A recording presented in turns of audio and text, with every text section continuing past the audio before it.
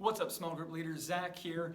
Just want to answer a question and talk through one of our practical tips for group leaders. And for this time, we're going to talk about Christianese. Right now, people define Christianese differently, and that's okay.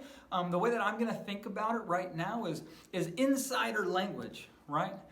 A kind of lingo, vernacular that Christians use that people on the outside just really don't understand and perhaps makes them feel alienated or excluded.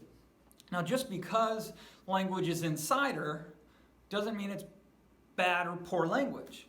In fact, a lot of the language we use that people outside the faith wouldn't understand is really good and important language. A lot of it is very, very biblical language. And so as a small group leader, one of the things we have to remember as we lead is that not everyone who comes into our group or finds their way there may necessarily understand the words that we're using, some of the lingo or the jargon we have. Now, if you have a group of people who are well established, that's different. But if you aren't quite sure where people are at, especially the first few weeks, then to provide some definitions along the way can be really helpful. Take the example of sin.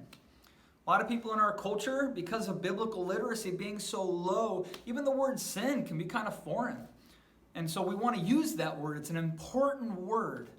But perhaps at the beginning, just to offer a quick reminder, when we say sin, we're talking about betrayal. We're talking about disobedience, right? We're talking about treason. Right? We're talking about rebellion. Something like that can be helpful. The same goes if you're in a New Testament study and it just mentions someone like David or Abraham, right? Maybe someone doesn't know who that is. It mentions a book of the Bible in the Old Testament, and someone doesn't know what that is. That if it's important for the nature of the conversation, to just quickly remind people, well, this is who Abraham was, or this is who King David was, so that they don't feel excluded. And so I want to make it clear that Christian language, righteousness, justification, sanctification, sin, right? Even to say covered by the blood, right? Which can be kind of a weird phrase to use outside the church, definitely.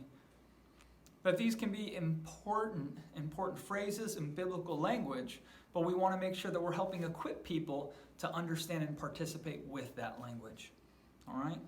So hopefully that's a good practical tip as you help equip your people. We'll see you next time.